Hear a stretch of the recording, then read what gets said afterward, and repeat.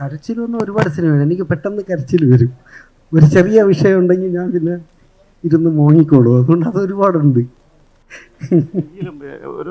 ഒരു ഒന്ന് രണ്ട് സിനിമകൾ ഓർത്ത് പറയാമോ? ഹോം തന്നെ ഞാൻ തന്നെ കരഞ്ഞിട്ടുണ്ടേ. അതാണ് എൻ്റെ അവസ്ഥ.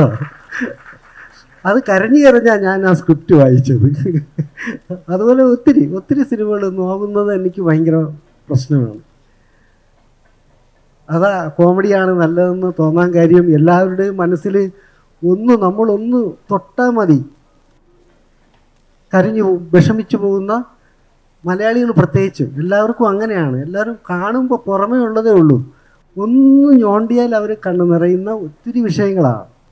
അവരെ ചിരിപ്പിക്കാനാണ് പാട്. അവരെ ചിരിക്കണം.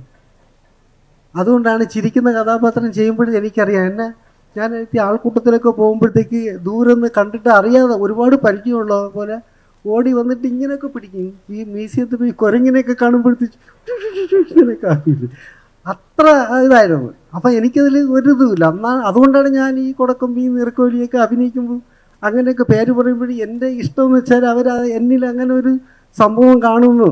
അപ്പം എനിക്ക് ദൈവം കൽപ്പിച്ചു തന്നതാണ്. അപ്പം എപ്പോഴൊക്കെ ഞാനത് പറയുകയും ചെയ്തിട്ടുണ്ട്. അമ്മ ആരോ ചിലരെ ശാപം കിട്ടിയാൽ അങ്ങനെ ആയിപ്പോയെന്ന് പറഞ്ഞ പോലെ ചില സന്ധ്യ നേരത്തൊക്കെ എൻ്റെ കുസൃതിയെ കണ്ടിട്ട് സഹിക്കാൻ വയ്യാതെയൊക്കെ ഇരുന്ന് അമ്മ പറയും. അപ്പം എപ്പോഴും ഞാൻ അമ്മ ശപിച്ചതിലും വല്ലതും ആയിരിക്കുമോ, എനിക്ക് ക്യാരക്ടർ ചെയ്യാൻ പറ്റില്ല എന്ന് ഞാൻ അമ്മയുടെ അടുത്ത് തന്നെ ചോദിച്ചിട്ടുണ്ട്.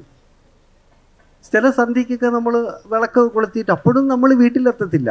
കറങ്ങി കളിച്ച് ഒരു അങ്ങുഞ്ഞെത്താത്ത മൂലം പൊത്ത നിക്കറൊക്കെ ഇട്ട് ഓടുകയായിരിക്കും കളിച്ചിട്ട്. അപ്പം വിളക്ക് വയ്ക്കാൻ നേരത്ത് എവിടെ പോയാലും വീട്ടിൽ കുളിച്ച് കയ്യും കാലും കഴുകി കയറിക്കോണം, നാമം ജപിച്ചോണം എന്നൊക്കെ പറയും. ആ നേരത്തും വൈകി വന്ന് കയറുമ്പോഴത്തേക്ക് അമ്മ എങ്ങനെ ഇരിക്കും? അപ്പോഴും ഒന്നും മിണ്ടൂല. പക്ഷേ അമ്മ ദേഷ്യം വന്നാൽ പിന്നെ വിടുകയൊന്നുമില്ല. എവിടെയാണ് അടിക്കണമെന്ന് നോക്കില്ല. കൈ കിട്ടുന്നിടത്ത് എറിഞ്ഞിട്ടുമുണ്ട്. ഒന്നും എൻ്റെ ദേഹത്ത് കൊള്ളൂല്ലെങ്കിൽ അവർ വീണ്ടും എടുത്തെറിയും. അപ്പം വിളക്ക് മാത്രമേ മുമ്പിലുള്ളൂ. അവർ പല പ്രാവശ്യം പറഞ്ഞിട്ടുണ്ട്, ദൈവമേ അവൻ അടിച്ചു നനച്ചു കുളിക്കുകയില്ല, പള്ളിക്കൂടത്തിലും പോകില്ല, നാട്ടുകാരെ കൊണ്ട് ചിരിപ്പിക്കുമല്ലോ എന്ന് പറയും. അത് കുറേ പ്രാവശ്യം അവൻ നാട്ടുകാരെ കൊണ്ട് ചിരിപ്പിക്കും എന്നിങ്ങനെ പറയും. അത് എനിക്ക് തോന്നുന്നു. അപ്പോൾ എല്ലാവരും പറയും, ഒന്നും ഉണ്ടല്ലേ സന്ധ്യയ്ക്ക് പിള്ളേരെ ഒന്നും പറയല്ലേ എന്ന് അമ്മൂമ്മ ഇരുന്ന് പറയുകയും ചെയ്യും. അമ്മൂമ്മയ്ക്ക് കണ്ടുകൊണ്ടുകൂടാ. അപ്പോൾ ഇതിലേതെങ്കിലും ഒന്ന് ഫലിച്ചതായിരിക്കും എന്ന് ഞാൻ വിചാരിച്ചിട്ടുണ്ട്. എന്തായാലും മലയാള സിനിമയിൽ ഇത്രയും സിംപ്ലിസിറ്റി ഉള്ളൊരു മനുഷ്യൻ, ഇനി മലയാള സിനിമ എന്നല്ല, ഇനി ലോക സിനിമയിൽ ഇത്രയും സിമ്പിളായിട്ടുള്ള ഒരു മനുഷ്യൻ വേറെ ഉണ്ടോ എന്ന് എനിക്കറിയില്ല. എനിക്ക് ഒരുപാട് വർഷക്കാലത്തെ പരിചയമുണ്ട് ഇന്ദ്രൻസ് ചേട്ടനുമായിട്ട്. ഇന്ദ്രൻസ്, കൊടക്കമ്പി, സുരേന്ദ്രൻ എന്നുള്ള പേര് എത്ര പേർക്ക് അറിയാമെന്ന് എനിക്കറിയില്ല. പക്ഷേ കൊടക്കമ്പി എന്നുള്ള പേരും ഈ ഇന്ദ്രൻസ് എന്നുള്ള പേരും എല്ലാവർക്കും അറിയായിരിക്കും. മലയാള സിനിമയിൽ വസ്ത്രാലങ്കാര രംഗത്തൂടെയാണ് ഇന്ദ്രൻസ് ചേട്ടൻ സിനിമയിലേക്ക് വരുന്നത്. ഇന്ദ്രൻസ് ചേട്ടൻ സിനിമയിലേക്ക് വന്ന് പിന്നീട് ഹാസ്യ കഥാപാത്രങ്ങളൊക്കെ ചെയ്ത് ഇന്ദ്രൻസ് ചേട്ടനെ കാണുമ്പോൾ തന്നെ ആളുകൾ ചിരിക്കുന്ന അത്രയും അടിപൊളിയായിട്ട് ഒരുപാട് സിനിമകൾ ഇന്ദ്രൻസ് ചേട്ടൻ ചെയ്തിട്ടുണ്ട്. അങ്ങനെ ഒരു 3 വർഷങ്ങൾക്ക് മുമ്പ് ഞങ്ങളൊരു സിനിമയിൽ ഒരുമിച്ച് വർക്ക് ചെയ്യുന്ന സമയത്ത്, ആ സമയത്താണ് ഞാൻ ഇന്ദ്രൻസ് ചേട്ടൻ്റെ അടുത്ത് കൂടുതൽ പരിചയപ്പെടുന്നത്. ഇത്രയും സിമ്പിളായിട്ടുള്ളൊരു മനുഷ്യൻ. പാലക്കാട് നിന്ന് കോട്ടയത്തുള്ള ഞങ്ങളുടെ സെറ്റിലേക്ക് ഇന്ദ്രൻസ് ചേട്ടൻ വന്നു. പാലക്കാട് നൈറ്റിൽ ഷൂട്ട് കഴിഞ്ഞിട്ട് വെളുപ്പിന് ഞങ്ങളുടെ കോട്ടയത്തെ സെറ്റിലെത്തി. അപ്പോൾ ഞാൻ ഇന്ദ്രൻസ് ചേട്ടനോട്ട് സംസാരിച്ച് ഇന്ദ്രൻസ് ചേട്ടൻ ഒരു കുറച്ച് സമയം മാത്രം ഉറങ്ങിയിട്ട് രാവിലെ എത്ര മണിക്കാണ് ഷൂട്ട് എന്ന് വരുന്ന സമയത്ത് എന്നെ വിളിച്ച് ചോദിക്കുന്നുണ്ട്, എത്ര മണിക്കാണ് ഷൂട്ട്? അപ്പോൾ ഞാൻ പറഞ്ഞു 8 മണിക്കാണ് ഇന്ദ്രൻസ് ചേട്ടാ ഷൂട്ട് എന്ന് പറഞ്ഞ്.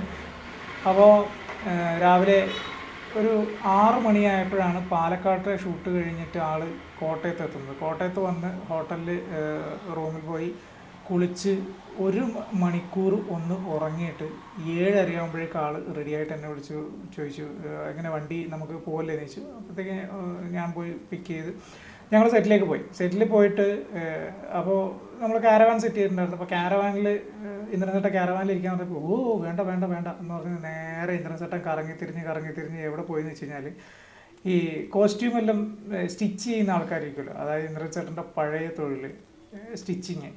അപ്പോൾ കോസ്റ്റ്യൂം സ്റ്റിച്ച് ചെയ്യുന്ന ഒരു വിജയ് ചേട്ടനുണ്ടായിരുന്നു. വിജയ് ചേട്ടൻ്റെ അടുത്ത് പോയി ഇങ്ങനെ ഇരുന്ന് അവരുടെ കൂടെ ഇങ്ങനെ ഇരുന്ന് വർത്താനൊക്കെ പറഞ്ഞ് ഒരു വെയിലത്ത്, അതായത് ഞാൻ ഒരു 5-6 തവണ ഇന്ദ്രൻസ് ചേട്ടനോട് പറഞ്ഞു കാരവാനിലിരിക്കുക ഇന്ദ്രൻസ് ചേട്ടാ നല്ല വെയിലല്ലേ എന്ന് പറഞ്ഞപ്പോൾ ഇന്ദ്രൻസ് ചേട്ടൻ എൻ്റെ അടുത്ത് പറഞ്ഞു, കാരവാനിലിരുന്ന് കഴിഞ്ഞാൽ എനിക്ക് എന്നെ ഐസിൽ വെക്കുന്നത് പോലെ ഫീൽ ചെയ്യും, എനിക്കതൊന്നും വേണ്ട, അന്ന് ശരിയാവില്ല, ഞാനിവിടെ ഇരുന്നോളാം, നമുക്ക് ഇവിടെ ഇരുന്ന് വർത്തമാനം പറയാം, നിങ്ങൾക്ക് എന്തെങ്കിലും ബുദ്ധിമുട്ടുണ്ടോ ഇവിടെ എൻ്റെ കൂടെ ഇരിക്കാന്ന് ചോദിച്ചു. എനിക്ക് ആകെ ഞാൻ വല്ലാണ്ടായിപ്പോയത്. ഞാൻ പറഞ്ഞു ഇന്ദ്രൻ ചേട്ടാ അങ്ങനെയൊന്നുമില്ല, നമുക്ക് ഇവിടെയാണ് കംഫർട്ടെങ്കിൽ ഇവിടെ ഇരിക്കാം എന്ന് പറഞ്ഞു. അപ്പോൾ ഇന്ദ്രൻ ചേട്ടൻ കുറേ നേരം ഇരുന്ന് ഷൂട്ടൊക്കെ കഴിഞ്ഞ് ബ്രേക്ക് വന്നു. അങ്ങനെ വന്ന് ഇന്ദ്രൻ ചേട്ടൻ ഇങ്ങനെ നടക്കുമ്പോൾ ഞാൻ കൂടെ നടക്കുമ്പോൾ എൻ്റെ കൂടെ ഇങ്ങനെ നടക്കണമെന്നില്ല നമുക്ക്. ഞാൻ പറഞ്ഞ കുഴപ്പമില്ല, നമുക്ക് ഇരുന്ന് വർത്താനമൊക്കെ പറഞ്ഞിങ്ങനെ പോകാൻ പറഞ്ഞാൽ അന്ന് തുടങ്ങിയൊരു ബന്ധമാണ് ഇന്ദ്രൻ ചേട്ടനുമായിട്ട്. വളരെ സ്നേഹത്തോടെ, എപ്പോൾ കണ്ടു കഴിഞ്ഞാൽ സ്നേഹത്തോടെ പെരുമാറുന്നൊരു മനുഷ്യൻ. മുൻപ് ഈ ഗൾഫ് പ്രോഗ്രാമിൽ ഒരു നാഷണൽ അവാർഡ് മിസ്സായി എന്ന് പറഞ്ഞിട്ട് ഇന്ദ്രൻ ചേട്ടൻ്റെ ഒരു കോമഡി സീനുണ്ട്. ഇത്തവണയും നാഷണൽ അവാർഡ് എന്നെ കൈവിട്ടു പോയി എന്ന് പറഞ്ഞിട്ട് അത് പറയുമ്പോൾ ഓഡിയൻസ് ഭയങ്കരമായിട്ട് ചിരിക്കണം. അതായത് കോമഡി ചെയ്ത് വെറുതെ ഇതായിട്ട് നടക്കുന്ന ഒരാൾക്ക് നാഷണൽ അവാർഡ് കൈവിട്ടു പോയി എന്നുള്ളൊരു കോമഡി പറഞ്ഞപ്പോൾ ചിരിച്ചു. പക്ഷേ അതേ ഇന്ദ്രൻ ചേട്ടൻ തന്നെ പിന്നീട് നാഷണൽ അവാർഡ് വാങ്ങിച്ചപ്പോൾ എഴുന്നേറ്റ് നിന്ന് കൈയടിച്ച മലയാളികളാണ് നമ്മൾ.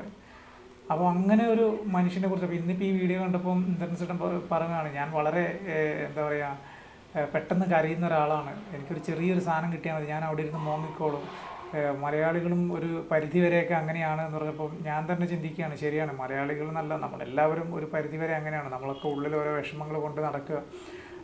ഒരു പരിധി കഴിഞ്ഞ് കഴിഞ്ഞാൽ നമ്മൾ ചെറുതായിട്ട് എവിടെയെങ്കിലും ഹോണ്ട് ചെയ്ത് കഴിഞ്ഞാൽ നമുക്ക് പെട്ടെന്ന് നമ്മുടെ കണ്ണ് നിറഞ്ഞൊഴുകുന്ന അവസ്ഥയിലേക്ക് പോകുന്ന ആളുകളൊക്കെ തന്നെയാണ് നമ്മൾ. ആ ഇന്ദ്രൻ ചേട്ടൻ പരസ്യമായിട്ട് പറഞ്ഞപ്പോൾ പലരും ചിന്തിച്ചിട്ടുണ്ട്. ഇപ്പോൾ ഈ വീഡിയോ കണ്ടപ്പോൾ നിങ്ങളും ചിന്തിച്ചിട്ടുണ്ട്. എന്തായാലും ഇന്ദ്രൻ ചേട്ടൻ ഈ വീഡിയോ കണ്ടപ്പോൾ ഇന്ദ്രൻ ചേട്ടനോടൊപ്പം ഉള്ളൊരു അനുഭവം നിങ്ങളോട് പങ്കുവെക്കണം എന്ന് വെച്ചിട്ടുണ്ട്. മലയാള സിനിമയിൽ നിന്നല്ല, ലോക സിനിമയിൽ തന്നെ ഇതുപോലെ ഒരു എന്താ പറയുക സിമ്പിളായിട്ടുള്ളൊരു മനുഷ്യനെ വേറെ കാണാൻ പറ്റുമോ എന്നുള്ള തന്നെ സംശയമാണ്. ഇന്ദ്രൻ ചേട്ടന് ഇനി ഒരുപാട് സിനിമകൾ ചെയ്യാൻ സാധിക്കട്ടെ, ഒരുപാട് അംഗീകാരങ്ങൾ കിട്ടട്ടെ, നല്ല നല്ല കഥാപാത്രങ്ങൾ തേടി വരട്ടെ എന്ന് ആശംസിക്കുക.